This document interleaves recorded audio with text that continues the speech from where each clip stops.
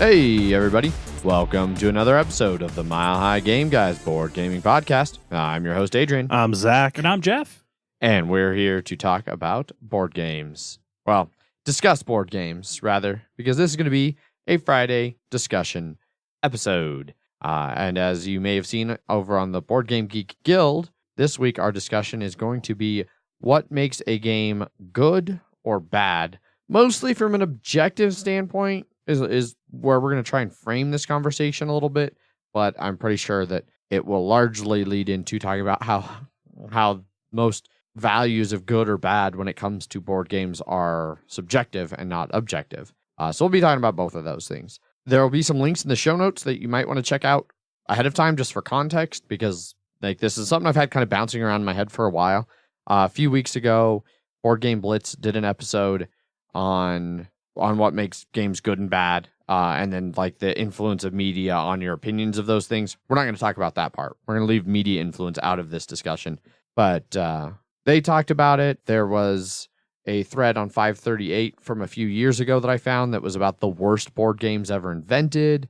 And then there's different threads on Reddit and BGG about, whether or not you can actually say that a game is objectively bad at any point.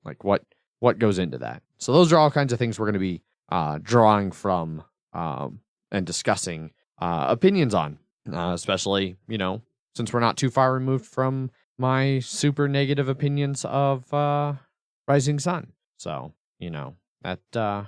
one of the hottest, greatest board games of all time. Certainly one of the most popular.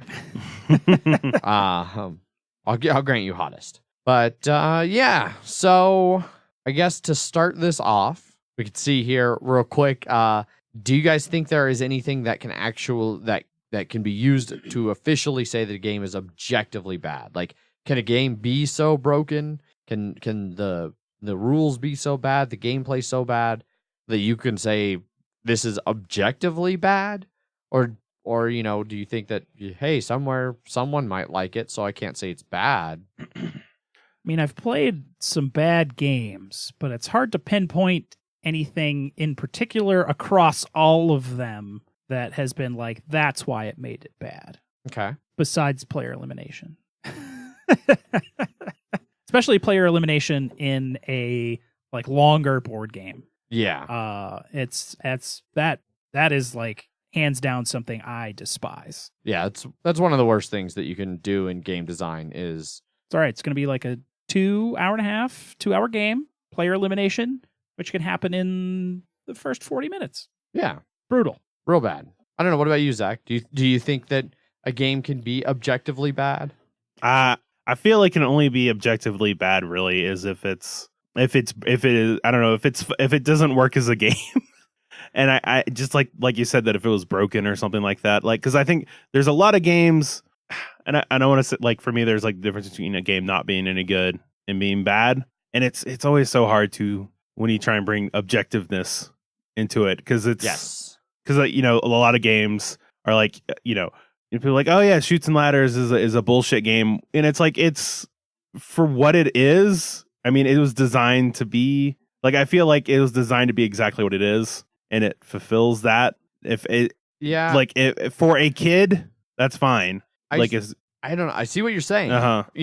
Shoots and Ladders, Candyland, yeah. All of those. But I don't think I'd go so far as to say that they were designed the way they were meant to. I think that game design has just moved past that. No, I would agree. I would agree with that. I don't think somebody sat down and was like, haha, I'm going to design this game. It was more how can we find some way to keep a kid entertained and I don't know. Let's put them on an infinite loop that never ends. Yeah. Yes. It's obviously something that you would move past and stuff like that, but I don't. And you know what? I've fucking played, I think it was Shoots and Ladders.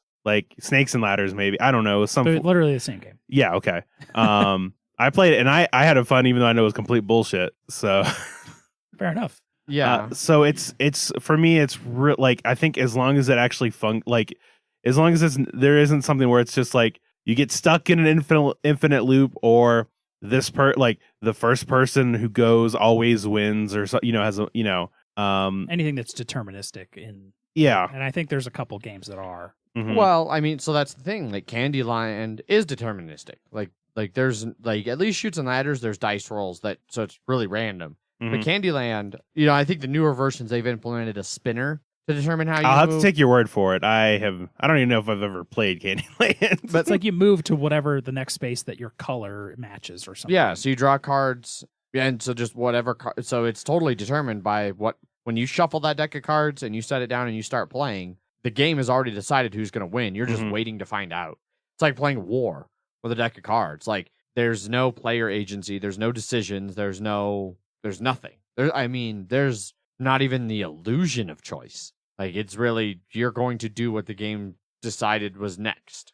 Like so I don't know. I feel like in that regard, like not having player agency. If you're not playing, like if playing is just turning over a card and then just doing that card's thing, especially in like Candyland where it's just move to that color, move to that next color. It's not even like, ooh, do this action that's on this card. Then at that point, you're not playing a game. Right. You're just doing an activity. You're flipping cards for a predetermined amount of time. And that's not a game. I'd say that's objectively bad from a game perspective. Like I would say Candyland, War, Tic-Tac-Toe. Those are bad games. You can still enjoy a bad game, just like you can enjoy a bad movie. I don't enjoy bad movies. Well, have you heard of this movie called don't. Face Off? Yeah, yeah. I think I heard about it once or twice. All right, good, Yeah. good.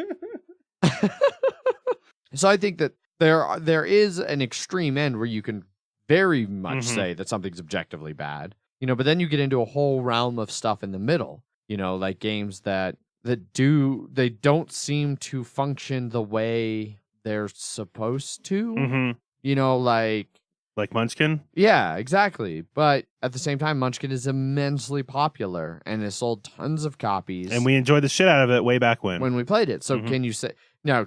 Is that a matter of evolving tastes? Like you don't realize that something's bad when it's the only thing you've experienced, and it takes a breadth of experience to realize that actually wasn't a good thing. Maybe like the first time by definition, the first time you do something, it's both the best and worst experience of that. Yeah. And then the more you do something, the more you find what that scale actually is. Yeah.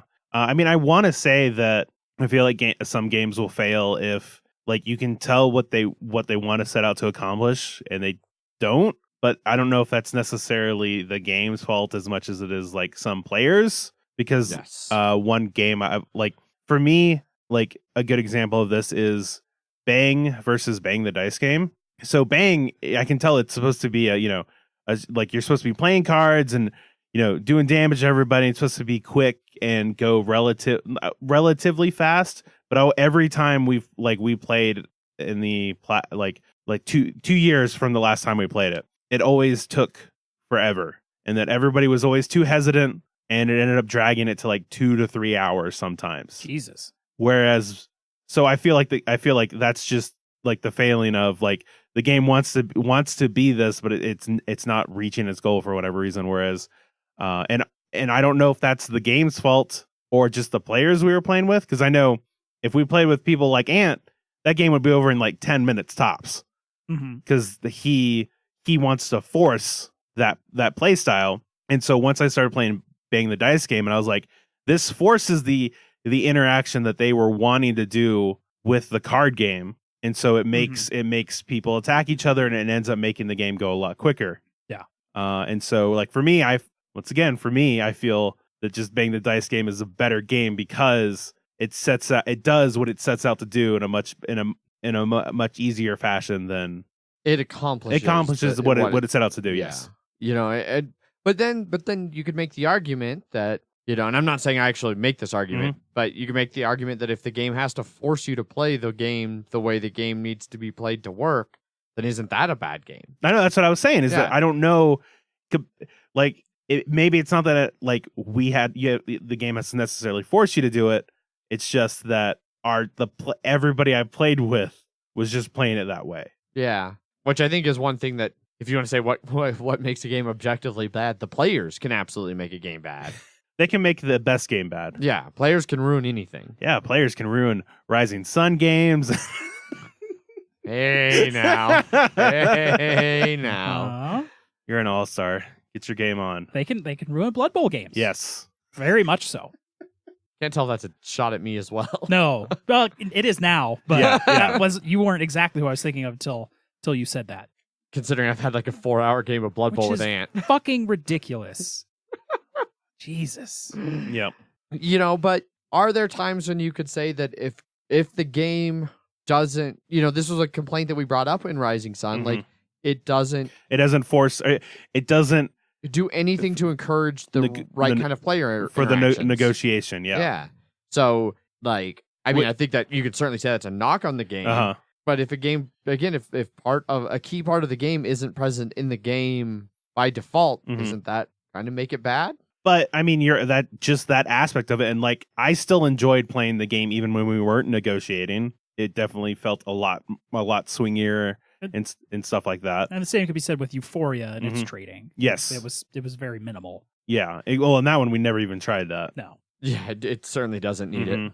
Yeah, but does Rising Sun need it?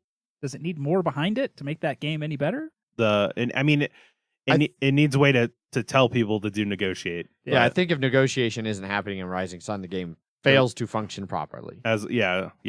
So that's another thing you could say is that if sort of like we were saying is that if the game relies on something that isn't necessarily there, then the game can. I think it's always for me. It's not like bad versus good. It's just like a game failing, if that makes more sense. Kind of. So, do you think can a game be bad if the rules are bad? Like by the rules being bad, I mean like the rule book. Like maybe the game itself is great. Robinson Crusoe book exactly. That's a great example. I don't think the game. I think the game is great despite it. What about First Martians? I mean, that also did not have a good rule book. Correct. But the game also might not be that great either. Yeah, but I don't know if that's the rule book's fault. Yeah. Other than it holds the rules that the game's covered by, and you're like, oh. But I mean, if the rules are getting in the way of actually learning to play the game by the actual like rules of the game. Oh no, you're not wrong. I mean, it creates frustration, and that's going to create a negative outlook on the game. And a game you shouldn't have a game that's going to make you hate the game. I mean, I did have actually now thinking about it, I do have one objective thing about where if it makes the game bad or not is that if it should contain all the pieces. In order to play definitely. it. Yeah. Yes. Please contain all items you need to play the game in full in the box. Yeah. And that's not just a dig on 18XX or whichever that one particular one was. I don't remember. But I know that there are roll and writes or like I feel like there's things where it's like you need a pencil or you need some sort of writing implement or something like that, and it doesn't come with it. Yeah. And it's just like Does anyone have a pen? I mean, yeah, I'd say if you can't, but then like Exit, they don't provide a pen and scissors and things like that. Those are things you have to provide for yourself. You don't technically need that to play the game. You'd be shitty to play without it, but you can. Have you ever? I've ripped paper apart and it's janky, but it can get the job done. And then you just gotta be real good at memorizing. Sometimes you rip apart things that don't need to be ripped apart. Yeah. Indeed. Yeah. Don't do that. Yeah. No. Don't. It's not good. But no, you are right that in that regard too. So once again, it might just be subjectively looking at games I do like, and it's like it's fine for them. Those games I don't like, fuck them for not having that. So it's. So what about one of the things I've seen come up in some of these discussions that people say like the only mark of whether a game is good or not from an objective point is whether it's fun. Do you agree with that at all? Like, do you think that I feel like fun is a subjective experience? Because, like I said, I've had a lot of fun playing War. So it's true. Yeah. Okay. I've also had zero. I mean, I had moments of fun even playing the 18XX game.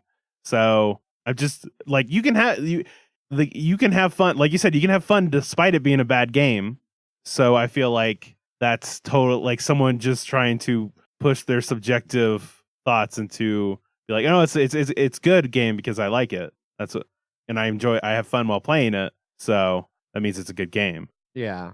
So I think it's kind of interesting. Like it seems like with board games, especially, people in all of these threads, it seems like people are really hesitant to pin down. It's like, yes, here's what makes a board game objectively bad. Boom, boom, boom, boom, boom.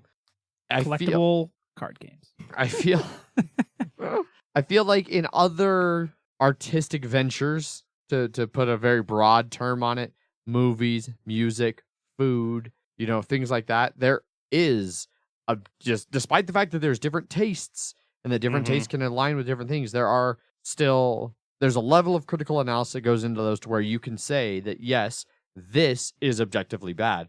That doesn't mean you can't enjoy it, but it is objectively bad. Lutefisk.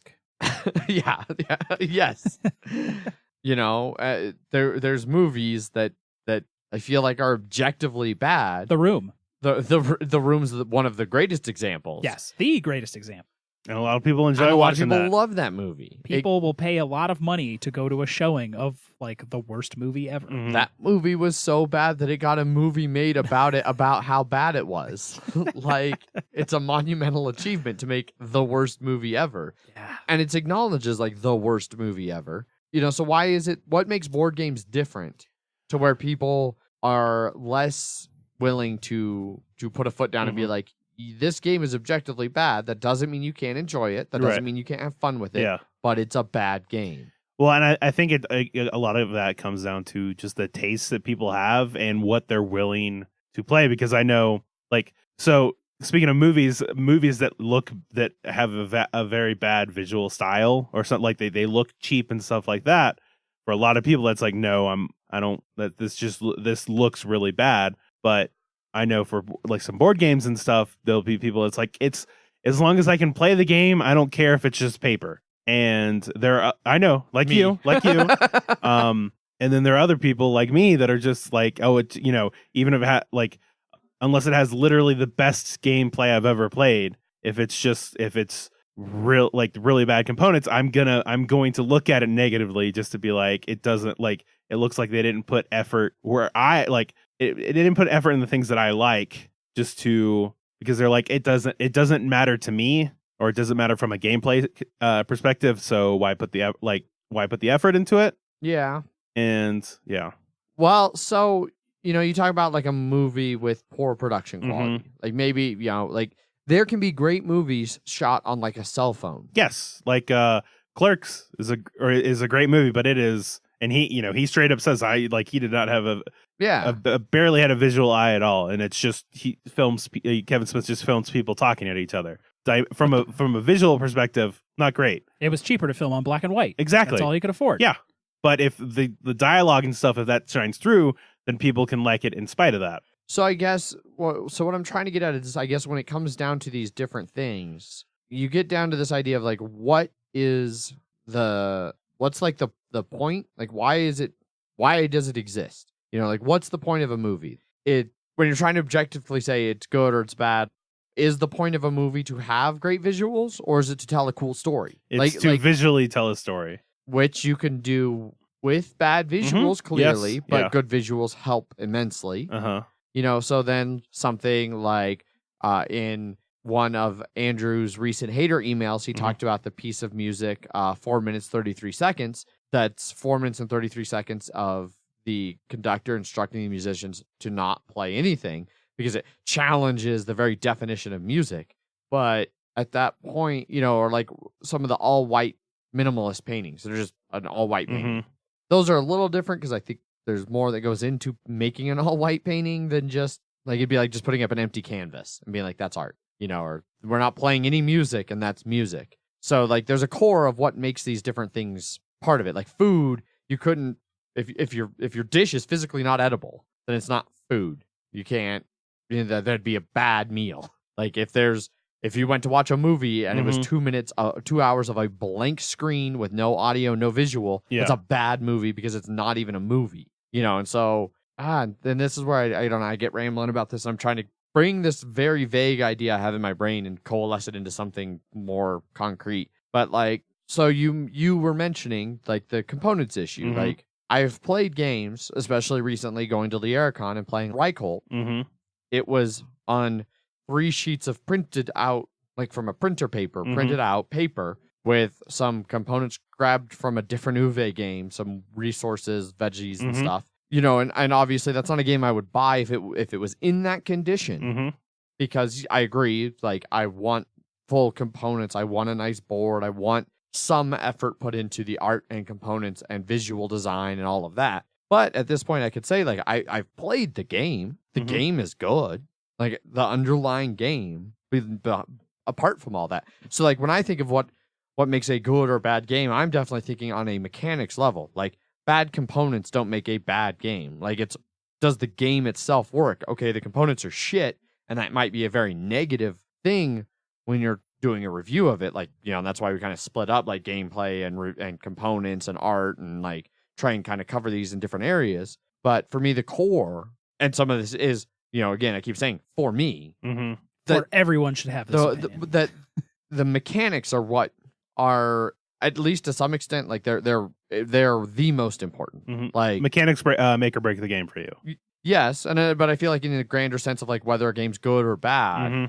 like you gotta look at to some extent at the mechanics. Like, is there actually a game there? Who cares what it looks like? Is there a game there? So I'm sure you see that differently. Like, do you? Because I know you care way more about art and components and things than I do. But do you still think that there has to be underlying mechanics that actually work there, or can you have a really pretty game that doesn't really do anything? It's hard for a game to exist like that, though. Yeah. Especially in the board game world. I know what you're saying. Well, because I can think of a way that like a game can exist where there's game mechanics, but like no art and shitty components, like a print and play, a demo version, But I can't think of the inverse where there's like really great art and like the first thing you have to have the core gameplay mechanics. Those have to exist first. Yes, they do. Yeah. And so I feel like that's where you really have to look. You know, because there are people in here who say like, oh, really shitty components. Like if they're falling apart or whatever, that makes it a bad game. Which I don't think that's true. Like I think you can have a good game that's a print and play. That's a prototype. That I mean, in that response, I feel like there's a difference between a prototype, which is a game that's not finished. Just like if you showed somebody rough cuts of a movie, like in your soundtrack. Yeah, you're in the middle. You'll be like, yeah, I like this is going on. But if they tried to air that, it's like, all right, here, pay $12 to see this movie. It's the same thing. You'll be like, what the fuck was that? And same with print and play is that you're making your own version. So you're making a bootleg. You're making a bootleg. Yeah. Yeah. Shaky. Yeah. I'm pretty sure if I tried to make a bootleg Infinity Wars, it would not turn out nearly. I would like to see that. I know. I really want to watch that now. So I feel like there's just a different like mindset of just the fact that it's like this is a completed game. It for me is the whole package. But I mean, so I know, and this is not really even for me. It's not even getting on what if I that actually has. I mean. There should be a decent game in there too. Well, so I'm curious. I don't think. But I guess that's the difference between what makes like a good game versus a great game. Yeah. Not so much what makes like a bad game versus a good game. Yeah. So I'm trying to think because clearly for me, like there's games I love that have fantastic art and components and graphic design and all of that, and then there's ones I like that don't. Yeah. You know. Mars. No, I was thinking more 18XX. I think Terraforming Mars is a bad example of that. But with bad, like incongruent art and components. For a lot of people, the art is a major sticking point. Yeah, it's like there's a realistic dog on this photo for pets, and then there's like all this stylized like asteroids and stuff. Because we have a real dog. Like I have a dog. Right. Yeah, I mean not personally, but like I know what dogs look like. Yes. But like, well, go take a picture of an asteroid real quick. I end up dead. Yeah, exactly. So isn't it safer to just have a drawing? It's true. But it's very inconsistent. That part never bothered me. But it's a good game mechanics under all. It's a great game. It was our top game of the year for that year for all three of us. Yeah. But components. People have spent a lot of money replacing a lot of components in that game. You're not wrong. Yeah. I mean, people spend a lot of money replacing a lot of components in a lot of games. I built an entirely new board for Catan out of fucking metal pieces. People spend money on that kind of shit. Broken Token exists because people were willing to spend a lot of money on custom wooden organizers, regardless of whether or not a game actually needs it. Yeah. I mean, they have some for Duel, for Seven Wonders Duel. Yeah. They have wooden inserts for Seven Wonders Duel. It's a nice insert. That's getting far afield there.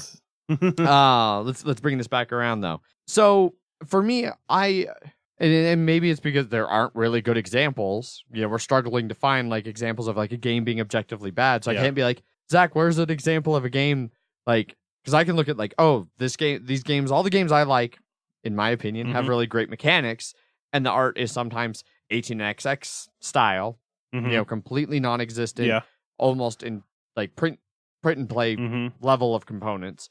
And then there's shit like The Gallerist and Lisboa with a renowned artist doing art and graphic design and nice components, you know, and things like that. And there's not really, I can't think of I don't know if I could ask you like, hey, if you keep great art as your consistent theme, where can you find bad game and good gameplay mechanics? Like, because it doesn't work that way. No, I think it just it can make a good game better and a bad or a good game worse if it's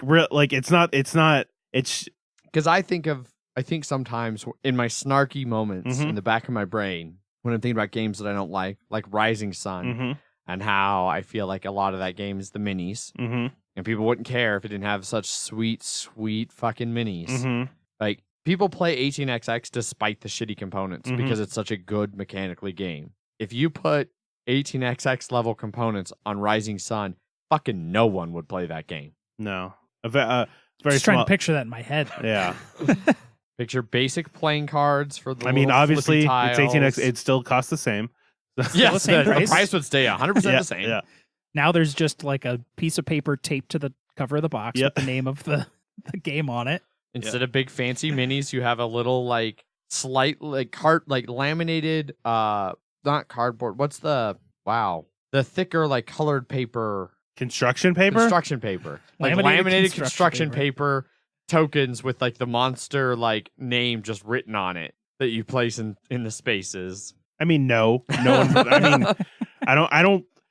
A very few subset of people. I mean, I'm sure somebody still would, but it never would have gotten the attention it did. No, but that doesn't mean that. I mean, for me, it doesn't mean that it's a bad game because of it. And I know you're gonna say, "Fuck you, Zach." Yes, it does. Well, no, not necessarily. No, I'm not saying that it means it's a bad game. But doesn't that mean the fact that there are people willing to play 18xx with all of its component flaws and cost issues because they enjoy the style of gameplay that it has, right? But nobody would do that for Rising, like not to the level people are like 18xx. Doesn't that mean that 18xx from a gameplay perspective is a better game for those people? Yeah.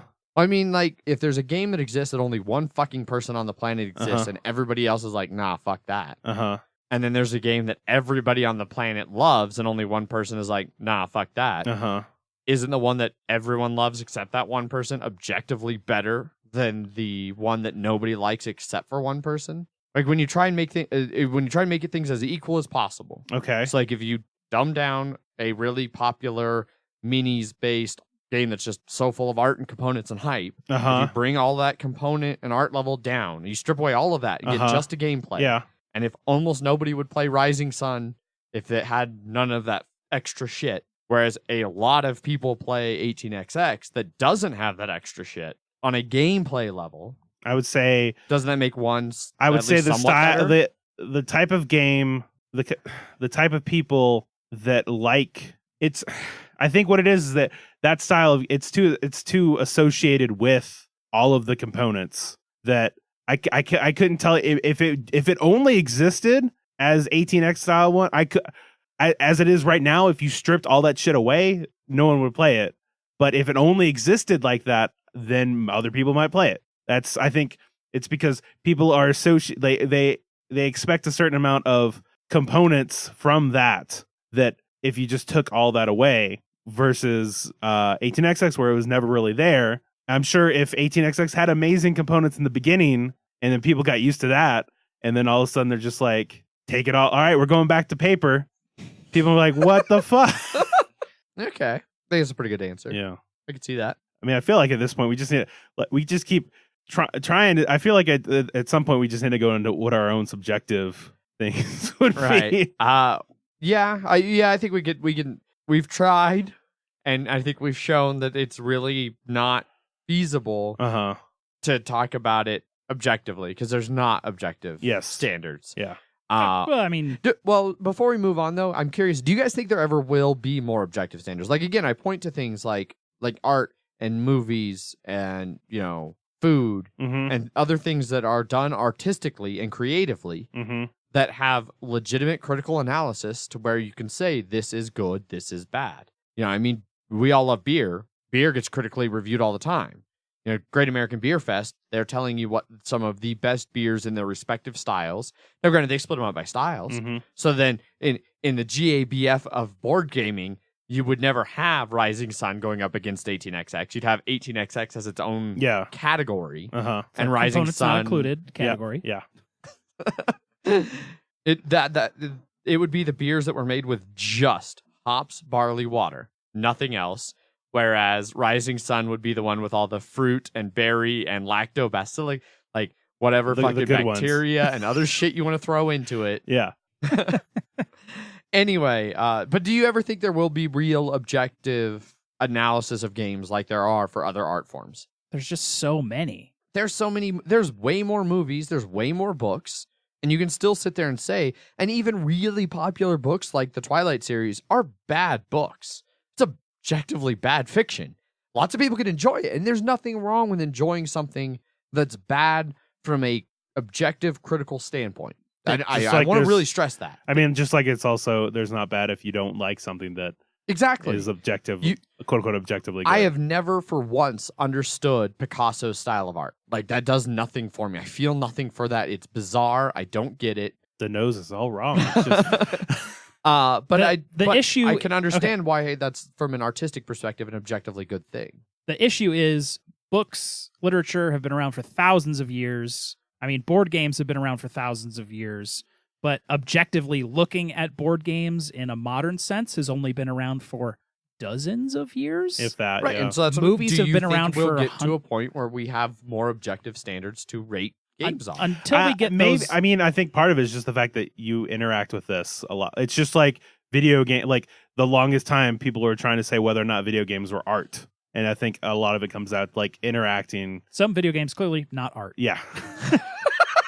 Some, very much so. Yes. I think board games can kind of fall in that. Board games are tricky because like a board game can have good art, but maybe not be art itself. Well, and it's also, they're so different in experiences. Like a lot of board games are pretty similar. I mean, you have general genres and stuff like that, but a lot of those genres are viewed against like other milestones that have happened in the past, like movies and stuff like that. Like is there a Citizen Kane of board games yet? Probably not. Yeah. Like where do we have that, I don't know, viewpoint on what to objectively criticize a game for that this other one did like objectively the best? And until we find what's objectively the best in like this golden era of board games with 3,200 different board games coming out every year or something insane, it's going to be hard to say. Okay. Well, let's talk subjective then. Magic Gathering sucks. End of conversation. Yep. Since we're not to a point where we can really define any objective standards, let's talk about our own subjective standards, which this may be a short because I feel like anybody who's listening is like, I already know all of everybody's subjective standards on this show. But I know for me personally, I try to look past all of the what I consider fluff for board games, art and components and all that. Like, don't get me wrong, they're really great when they're good and they're in place. Like, I love the entire big box Vital Lacerda line from Eagle Griffin because they have good art and they have good components. But I try to look beyond that and look at the core gameplay and how what I'm doing at any given time, like whether that's enjoyable, separate from everything else. Like, I don't want it to just look cool while I'm doing it. I want to have fun doing it. Like, I want to enjoy, and fun's even tough, like as a heavy gamer, because like some of my favorite pictures that like Edward shares from like game nights is everybody with like a very stern, dour look on their face, like hunkered over a board, clearly trying to like figure out what the next best thing to do. And it doesn't look like we're having fun, but I really enjoy it. So it's like a different type of fun. It is, yeah. I mean, some people really enjoy doing calculus, and other people find calculus incredibly tedious and hate it. But I try to look at the main gameplay and like whether I'm enjoying what I'm doing in spite of how it looks, or whether it's got fancy pieces or not. That's the main thing that drives my opinion of games, is whether or not I feel like the gameplay mechanisms or mechanics or whatever you want to call them, whether the actual things that you do in the game are enjoyable, if they're fun, if they work well together, if they're not necessarily intuitive, but like make sense to some extent. That starts to get even more subjective and weird, but I know that's where I immediately look when I'm reviewing a game. What about you guys, Zach? I know even when I subjectively looking at games, I always have a big distinction, and when it always seems to, I wouldn't say infuriate you, but just sort of confuse you a little bit, is that, which then I get angry because I don't understand. Yeah, is that I have a lot of games I don't like. That doesn't mean I think they're bad games. Just like Food Chain Magnet, I'm 100% okay if I never play that game again. But I don't. I mean, I feel like it has good mechanics. And if that's the game you want, like it. I think a lot of it comes down to, do I think the game accomplishes what it's setting out to do? I think that game does. I'm not interested in what it sets out to do, but I don't think it's the game's fault that right. I'm not interested. It's me. I don't care about it. So why? That's what, like, I've had a lot of games where, that I rate as. Anytime you ask me about my BGG ratings, you're always just like, God damn it, Zach! I just don't even. Well, because BGG ratings are terrible. No, they need to be redone. I mean, giving any sort of reasons for those points in there is just weird. But the fact that I've rated games at 7, like I think I have set maybe even an 8, that I'm like, I'm okay if I never play that game ever again. Yeah. Whereas I try to, and this has gotten me in trouble. Like somebody was throwing a fit at me the other day in a discussion I was having on Reddit because I rated Rising Sun at like a 2 because I don't ever want to play Rising Sun again, and that's what BGG, like their first rating for something like that is like a 2. That's why I think it's really, their rating system is skewed. What you like about the game and how often you'd want to play it. I feel like those are not necessarily, they shouldn't be connected. Yeah, and this is one of those things like, I wish they had, because I don't want to play Twilight Imperium every chance I get, but and this is where I almost wish they had 2 separate ratings. Yeah, like I wish they had one for like a games rating and willingness to play. Yeah. Like because if I look, like I can't honestly say, like, so 2 is, and this is why I picked it for Rising Sun. The first part, very bad. I don't think Rising Sun is a very bad game, but the second part, I won't ever play that game again. Like I actually think I have it as a 3 because 3 is bad. Likely won't play this game again. I don't feel comfortable saying I'll never play Rising Sun, but it is incredibly unlikely that I will ever play that game again. Especially because I don't think anybody will ever want to play that game with me again. I think that's the main thing right there.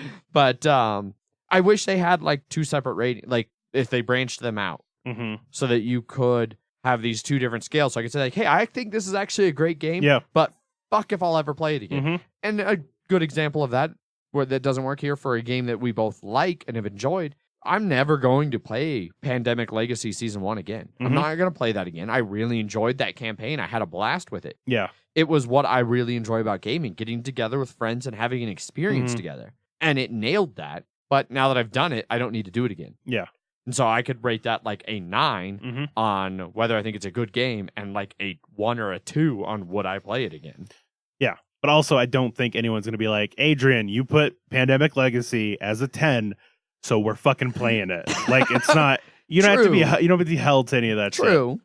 And I think that's probably the one that I was like, okay, yeah, I'm not following their things because it was a 10 out of 10 experience for me, but I don't like you said, I probably wouldn't play it again. Which, and that's why I went the other way. I want somebody to be able to look at my rankings and see like what games will he and won't he play. Like a 10, oh, he'll always be down to play. Like I will only give a game to a 10 that I would pretty much never turn down a game of. Like that's part of the 10 description is will always enjoy playing. You know, I did always enjoy playing whatever, and I always enjoy playing Twilight Imperium every time, even those heated games that we, I was still enjoying every minute of that.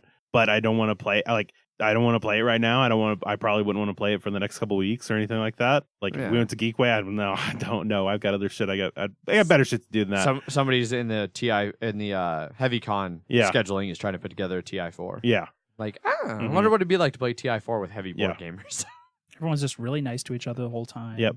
Heavy gamers aren't necessarily all that nice to each other. No one builds anything. You have not seen somebody maliciously rust some trains out from under you in 18XX. They just calmly talk to each other about all the rules, There's just opinions. There's all this crap on the board. It's like I have too much of a game to play on here. It's like I don't even want to. Enough shitting on this. heavy gamers. I don't even want to use these components. Yeah. Can we just take the components away? Does anyone have any cardboard chits?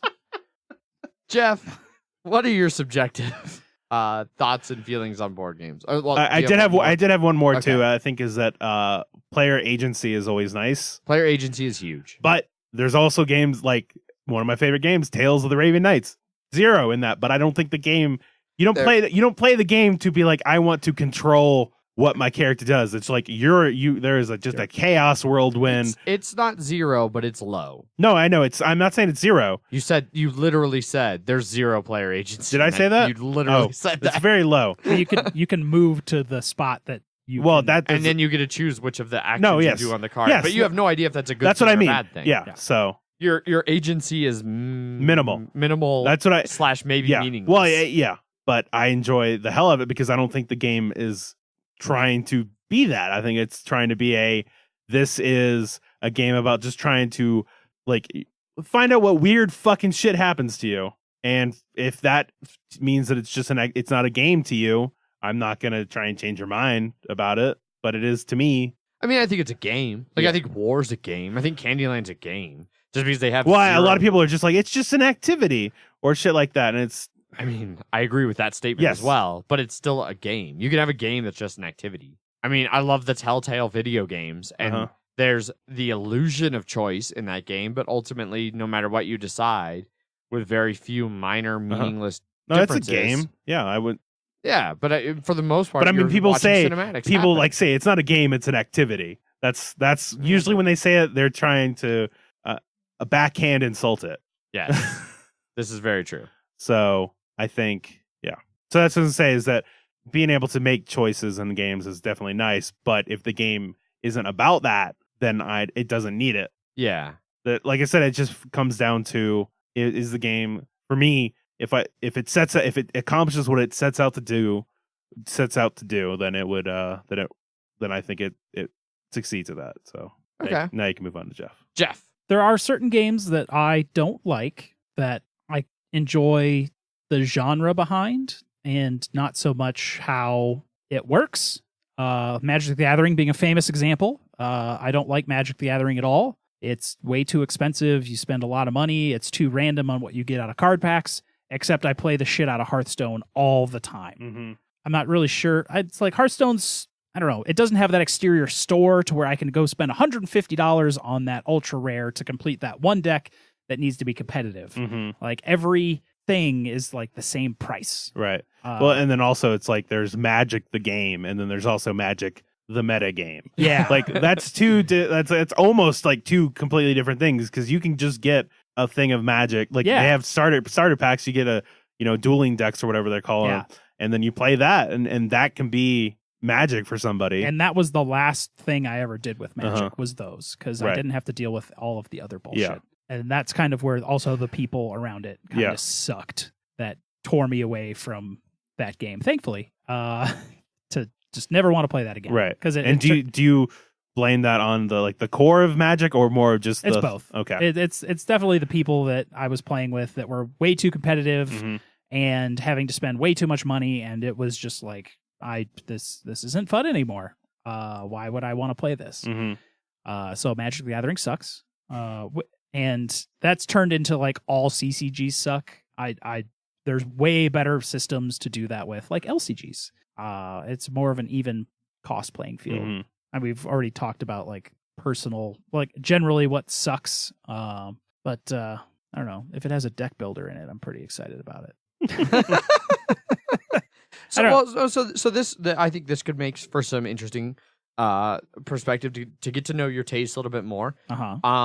Do you think that just having deck building is enough, or does the deck building need to be done in a certain like could you think of a bad deck builder, or is deck building just something where it's like this mechanic is flawless and as long as you implement it? Or do you like certain types of deck building with, say, culling mechanics? Yes. I was going through my like review scores, what I've had. Hogwarts or Harry Potter Hogwarts battles towards the bottom, probably due to that. Mm-hmm. It's not a great deck builder in general, but I do like the trench and the tableau, whatever they call it. Yeah. Dominion style. Uh-huh. But I don't really even like Dominion that much because there's just way too many expansions and a bunch of that shit. I like mine sort of refined down to like, I don't know, an easily accessible version. Right. That's why I like Star Realms a lot. Maybe the deck building game. That's probably a bad deck builder. I feel considering it's more of a parody than an actual deck builder. Yeah. But it's a pun in game form. I mean, I feel like that's all it was built to do. I don't know. It's like I like a lot of the stuff around games, like the components and things like that. I also like the mechanics in it.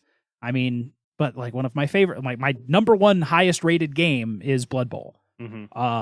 Which you can totally strip down all of the like fancy miniatures and stuff like that in, and it's all really just pure mechanics. You need 6 dice, 3 block dice, 2d6, and a d8, and that's about it. A board, pass dial, that's it, and then smash stats, rulebooks, whatever.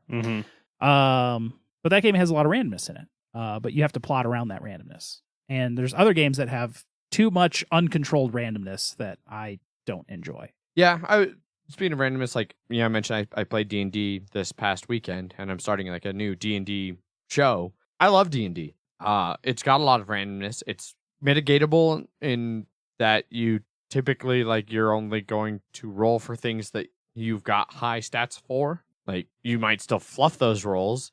I rolled numerous ones in our game. So that's frustrating. But something about the way D&D and like pen and paper RPGs work that randomness into the game make it feel more natural. Like you're not always going to succeed at everything, and so like you need some failure. But I would hate that in other games. Like I would really hate like if in Food Chain I had to roll to see if I could actually hire an employee. Like they're like, no, I don't want to work for your company after all. I'm going to go home. Fuck. That would ruin that game for me. So it's interesting, I think, sometimes how randomness plays into whether a game's good or bad, or like whether it works in a game. Yeah, but then there's games like Kingdom Death Monster, which we're obsessed with, that is extremely random, with not much mitigation in there at all. It's just sort of like poof, and you stopped existing. Yeah. All right, continue on. Yeah. But I think part of the theme and just just the crazy the setting and stuff, and it's just the crazy shit that it's in that game. I want to just experience all of that. Yeah. Yes, because I think randomness works great for games you want to experience. Like Tales of Arabian Nights. Yeah, because I feel like there's like puzzles versus experiences, if that makes sense. Definitely.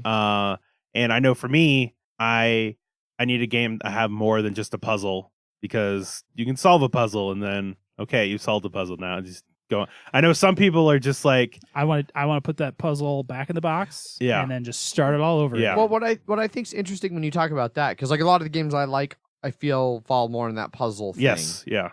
But I don't feel like I finished a puzzle until I've gotten it right. And those are games where I'm like, I can see where I could do better. Like I didn't do the puzzle right.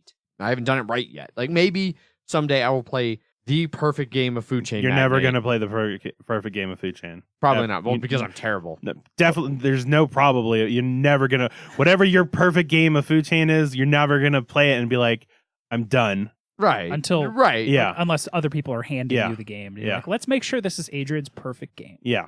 Let's all be nice to him. Which then I would immediately like, it'd be like I'm trying to wake up from a dream. I'd be like Mal in Inception, where I'd be like, this can't be real life. It has to be a dream. I must wake up. And this is complete. I don't even know if you're. How would you feel if like you had that perfect game and then at the end you're like, this was amazing. Everyone was just like, we wanted you to have a perfect game, so we set it up so you would have the perfect game. I'd be pissed. Yeah, I'd be so fucking pissed. I would probably immediately never play games with those people again. Way to take something that like would be a major accomplishment and just strip it of all meaning and I like this idea. hollow it out. Yeah. So then it's not the puzzle for you. I mean, it's like just because like the only way. No, but part of the puzzle is actually beating other people I who are understand trying to win. I understand that. For me, that's not the puzzle. The puzzle is just getting the game, like understanding what you sort of need to do, and then like so a lot of games after 3 or 4, 2 to 4 plays, it's like, all right, I get it. And then if there's nothing to keep me there for whatever reason, then that's where I'm like, that's like, I don't think the game's bad. It doesn't have anything to keep me going. And that's where I need the experience. And that's where unexpected things always help with that moment. I don't know. Okay. Yeah. I'd mentioned at the start a couple of these different threads. I'm not going to read the Reddit or BGG thread because fuck that. Those were mostly just for inspiration about like what other people are saying about this. However, what I do want to touch on is this 538 article from January of 2015 for the worst board games ever invented. For those of you who aren't aware of 538, they do a lot of like statistical analysis of things, politics, sports, economics, all that. And I really dig it. And they usually do a great job of breaking things down. Mm-hmm.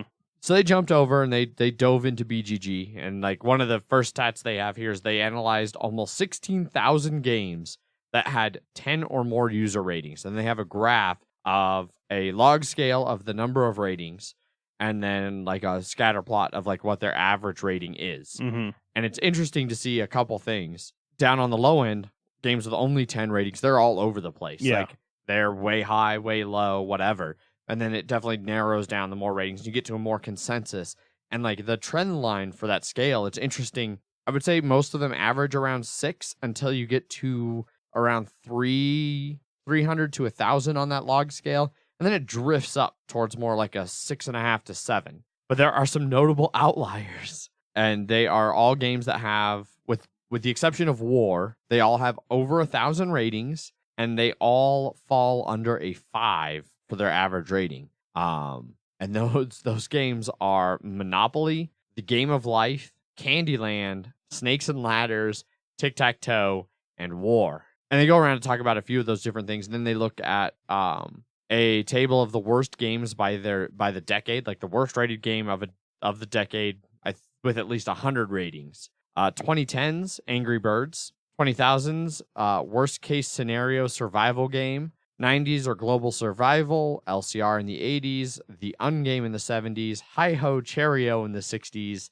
African Tahiti in the 50s, Candyland in the 40s, Pickup Sticks in the 30s, Cootie in the 20s, and Uncle Wiggly in the 10s. And yeah, it's weird. I looked up some stuff about that African Tahiti game. Mm-hmm. 40 years after it was released, it got an expansion.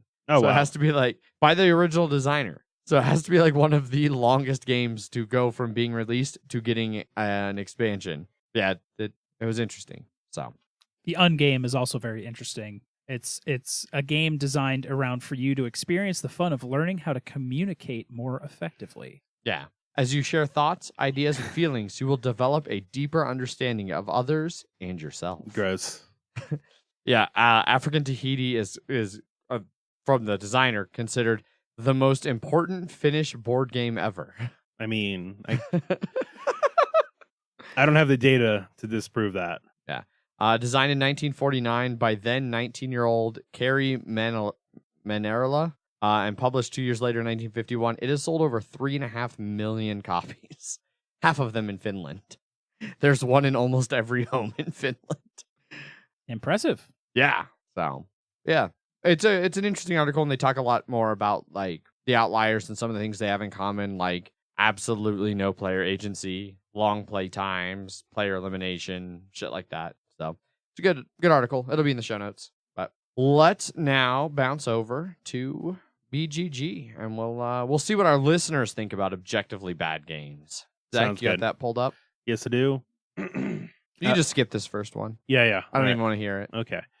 This is from Patrick. If it has spl in the publisher name, it's generally wait. I think it's supposed to be it is. God damn it, Patrick. Okay. If it has spl in the publisher name, it is generally bad. Spla is SPL. Yeah. By the way. I think Zach can back me up here. That's splatter, basically, is what it, amongst other things. Publisher name. I can't think of many other publisher names that have SPL. I don't know. I'm assume objectively bad ones, according to that. Seriously, I cannot think of many outright bad games. There's a lot of games that are not for me. Anything like Werewolf, The Resistance, where there's little or no information on the first turns, and you just make some random move, and then it devolves into a yelling match, and whoever has the loudest voice seems to run the game. I've since played Deception Murder in Hong Kong and learned that I don't hate all of these types of games. There are other games that I've rated poorly. Container is one of those highly praised, yet is discussed as being a fragile economy that players have to agree to play into, or the game will not work. All games require a quote-unquote circle of trust that you all agree to play within the rules and in the spirit of the game, but my several plays of this game, the economy seemed to break down or stall, and the game's died. Patrick. Yeah. Container's been a game I've wanted to play for a while. I missed out on the reprint special edition with the fancy bits. Mm-hmm.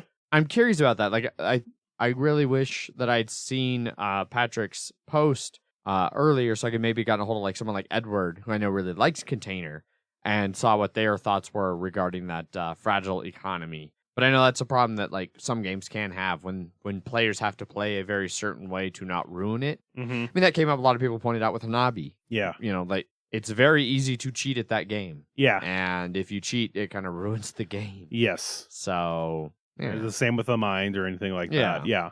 I get it's whether you can look past that, I guess, and how much of a circle of trust you have to get into in order to do that. Yeah, definitely agree. Next is from Bastian. I'd say Bastion. Okay. Next is from Bastian. That question is a tough one to tackle. In my opinion, you have to factor in personal preferences, the quality of the design, the quality of the components, and the "but is it fun" factor. I'm 100% convinced that in terms of gameplay, we've seen considerable improvements. In the past, most board games were either party games or simple roll and move games with no player agency and barely any strategy at all. Fast forward a couple of decades, and all of a sudden, there's a plethora of clever mechanisms out there. On top of that, most modern board games have multiple viable paths to victory, no need for player elimination, a variable starting setup, and feature interesting strategic or tactical choices. As a topping on the cake, the component quality of modern board games is amazing. Just take any board game from the 80s and compare it with the production value of modern board games, and you will see the difference. So why isn't every game in this golden age of board gaming fun? I think personal preferences are the key, and those preferences could be virtually anything like aesthetics, mechanisms, category, complexity, length, the rule book, the rule explanation, or the other players at the table. I've played games where I could objectively see the quality of the design while at the same time not having any fun due to some reasons mentioned above. Does this mean the game is bad? Probably not. On the other hand, people have fun with objectively bad game designs like Munchkin or Exploding Kittens. I like Exploding Kittens. As for the Rising Sun review, from a game design standpoint, this game has a lot going for it. Objectively, it's not a bad game. Parcheesi is. Does this devalue Adrian's opinion of the game? Not at all. He made some fair points about why this game doesn't align with his personal preferences. It is still a good idea to try out games that are out of your normal comfort zone. Those personal preferences do evolve over time. 5 years from now, you might be into games that seem boring like hell right now. Correct. Yeah. Well, and I mean, looking back to what games I liked 5 years ago when I got in. 2 years ago. Yeah. 2 years ago even, yeah. Yeah. And I definitely agree that overall games are still, like we were saying earlier, games are still evolving and just generally getting better. And even like older games, like a lot of people like Cosmic Encounter, I'm pretty sure they would like the later editions of that game versus the 1974 edition of it. Yeah. Yes. Components notwithstanding. And then, yeah, a lot of this is sort of going on what we were saying before, is that personal preferences are really, really key, and what I think's good and what Jeff thinks is good is correct, and Adrian doesn't. Right. But no, it's yeah. And I think a lot of people's personal preferences and how games and how many games are coming out now are changing all the time. Yeah. It's just, there's so much new, different, enjoyable stuff that it's a lot to keep track of right now. And then it changes your worldview, and then that makes you go like, oh, I like these types of games. Yeah. And then it starts to go. It's like these are the objectively good ones. Yes. Next one is from Camille, just fucking showing us up in this formatting. Right? Jesus. Yeah. See? I don't even learn something, Adrian. I messed up one link. That's all it took. All right. What makes what makes a game bad? A few really quick thoughts. Number one, consumers. People who buy games before playing them. That's right.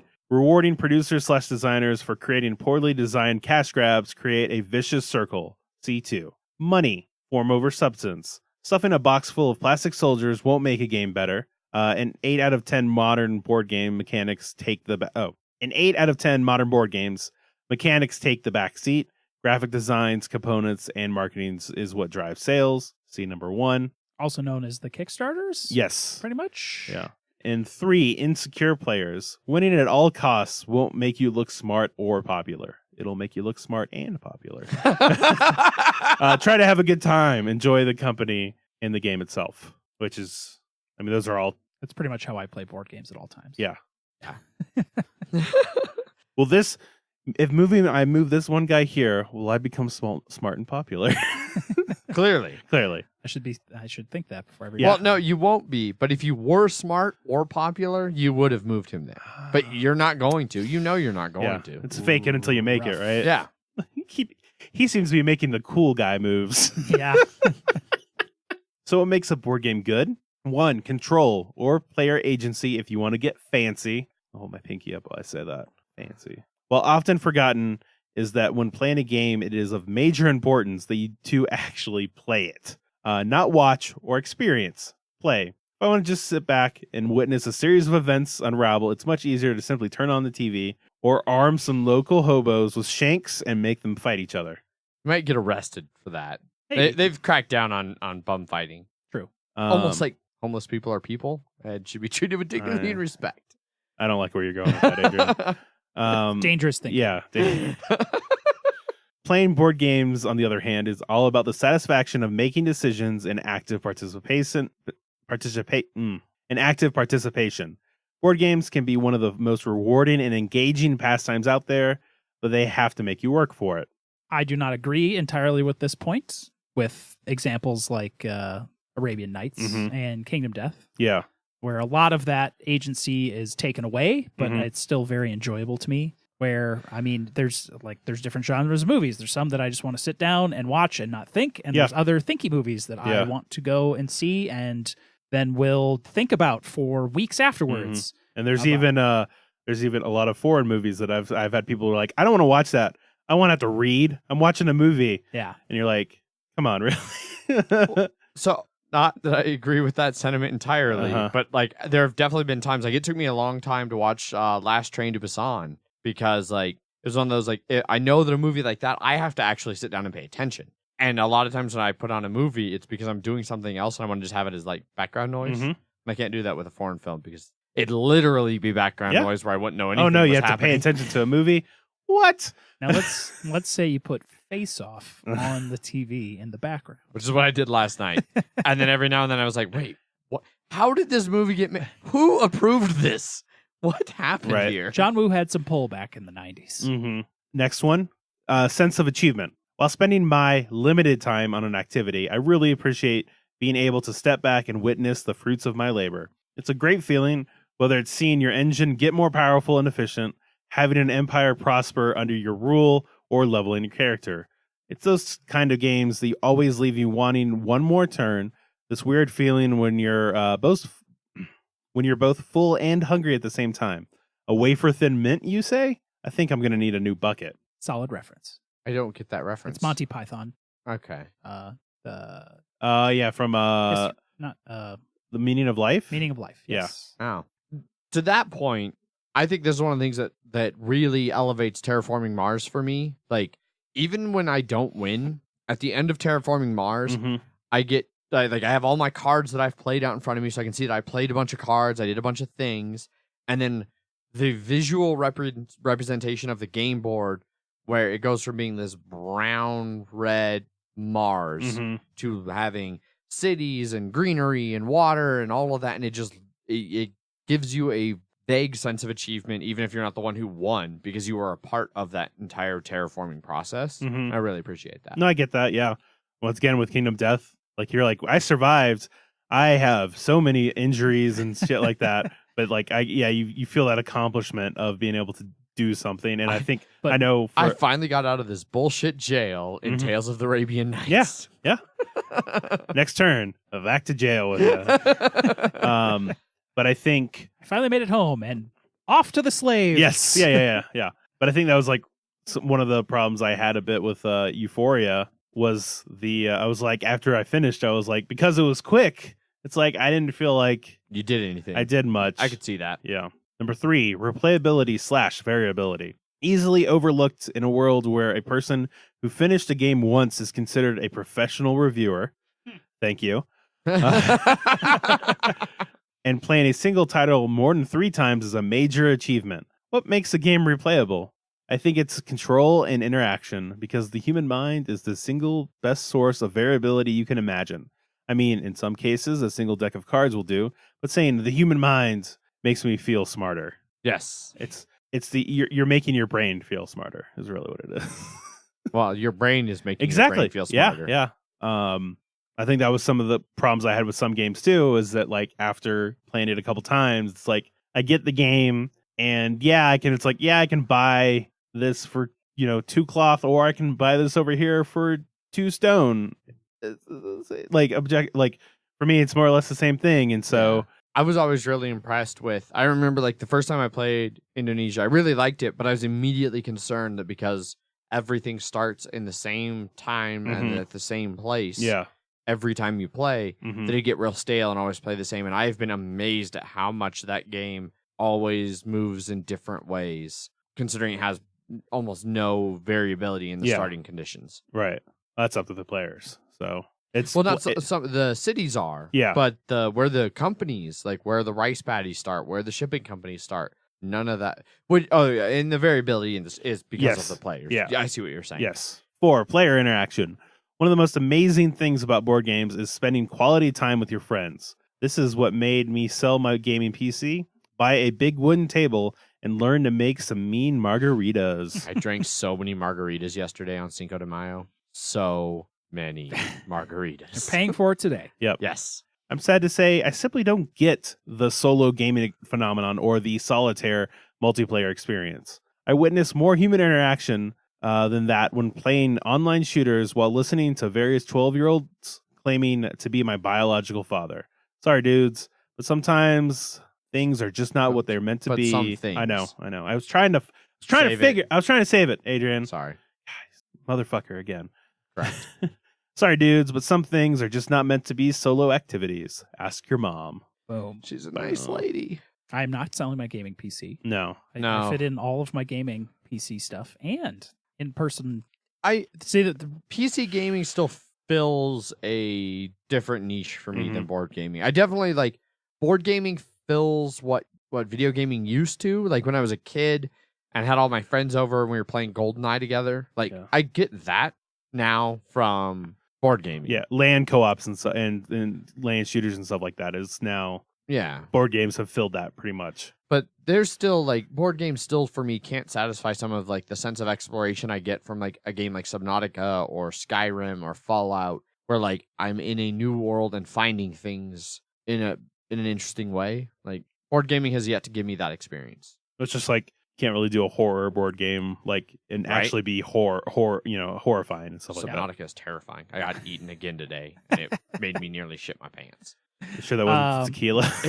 I mean, I was on the edge because of tequila, and Subnautica nearly pushed me over that very messy edge. But on his point of actual interaction, it depends on the game. Like Terraforming Mars is pretty solitary with very little interaction. But at the points where you can do it, it can be very impactful. But it's and pretty if the game has enough going on, But if that's not enough, like it can still be. Once again, Jeff, I feel like Terraforming Mars is a bad example. Like, there's not a lot of direct player interaction. There's very direct player interaction. No. There's very direct. I landed a meteor on your. But outside of those, But and those are fairly few and far between. But how you're doing things on the where you're placing things on the board, like the draft, well, especially with drafting. It's denial, which some people is interaction. But for some people, it's not. Yeah, those people are wrong. No, no. For some people require a heavier level of player interaction. Yeah. Than like something that is direct. Usually, it's they want direct interaction, not indirect. Blocking is usually indirect. Yeah. It's like, you wanted to go here, I'm gonna go here first. Sorry. Not, I'm gonna throw a meteor at you, Jeff, and now you're fucked. Yeah. That's like, people want more. Some people want more of that in games, or something to that. And so in that regard, a lot of people are like Terraforming like Rado is like, oh, this game is too mean, and there are definitely a lot of people who are like, what are you talking about? This is just it's a multiplayer solid, because the level of game that they're used to, they're like, oh, this has almost no, because they're used to area control games and stuff where it's like, you have what I want, I'm going to take it now, and I'm going to kill everybody that lives there and their descendants. They're murdered forever. I mean, I think Rado is ridiculous thinking Terraforming Mars is too mean, but short of a couple different cards, there are at least 2 cards in that game that are just mean. They give you no benefit. They only hurt your opponents. It gets me the benefit of hurting my opponents. But I think that's also, like you said, player preference and stuff like that. Yes, So heavily dependent on player preference. some people like the idea of being able to take a wrench. You're like, you got a nice machine there. Throw that wrench right in there. Yep. And they're like, yeah, it feels good, doesn't it? And you're like, God damn it. And then some people like that. Other people like I want to build the best machine here, and then let's have a science fair and compare it afterwards. Yes. See, I don't.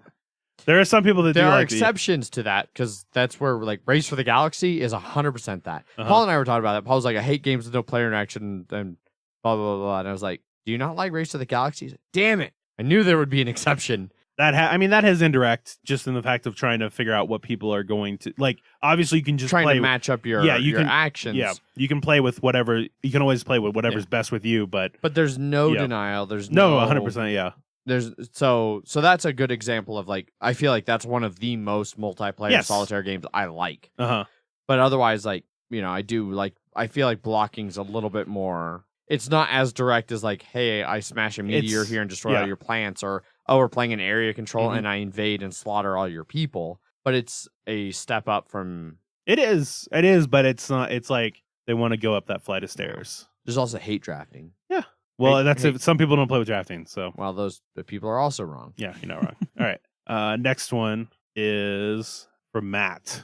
Very vital. He just says, this is very important. Nothing to do with the topic, but I really appreciate the effort, the above comments on their editing and formatting.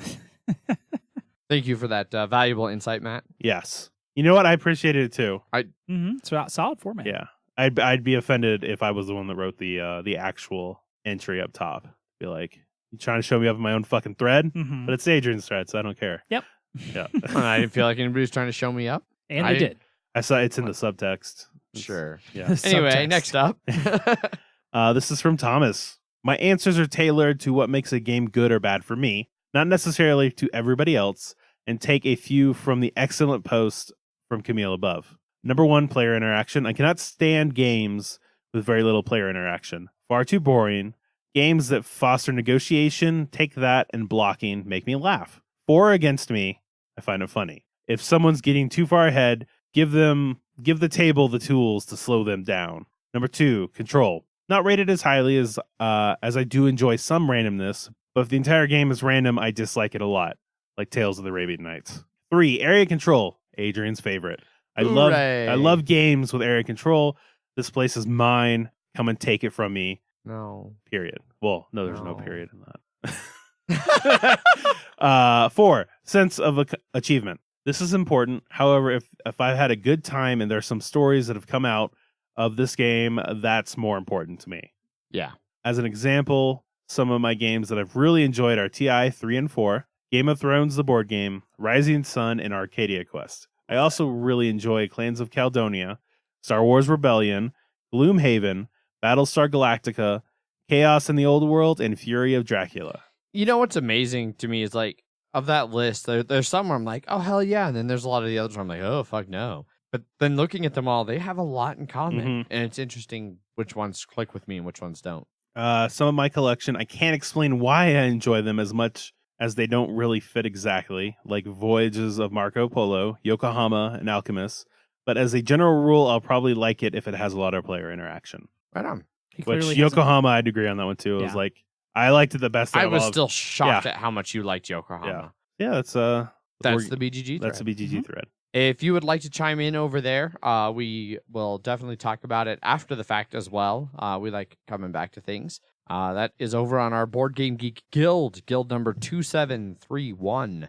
Another thread that is over there is, and it's currently up, it's currently available, is next week for episode 95. We are going to do a Mile High Game Guys Put to the Question Part 2. We did one of these, I don't know, like 10 episodes ago, and we had just an absolute fucking blast doing a Q&A episode that half of it wasn't even board gaming related. It was just off-the-wall nonsense, and it was an absolute blast. So we're doing another one. There's a thread up, like I said, so jump over there, Board Game Geek Guild number 2731, and the thread is titled, like, episode 95, Put to the Question Part 2. It should be right up there at the top. Jump on there, ask us whatever random stupid questions you want, and we'll answer them next week on our Friday episode. So, other ways you can get a hold of us. If you want, you can always email us. Emails at milehighgameguys.com. You can find all three of us over on Twitter. I tweet under @MHGameGuys. I am Zach_MHGG. And I'm Jeff_MHGG. We have Facebook and Instagram /MileHighGameGuys. And you can also find us over on punchboardmedia.com, along with a whole buttload of other awesome content creators who do great audio, video, written, whatever you want. But you can find us over there where we also post our episodes and things and contribute to stuff like the Punchboard Media big list of games that Brandon is running. New entries on those fairly regularly. So, yeah, thanks everybody for tuning in. Like I said, jump over to that thread and give us some questions for next week. Until then, I've been your host, Adrian. I am still Zach. And I'm Critical Thinker Jeff. Bye. Bye. Bye.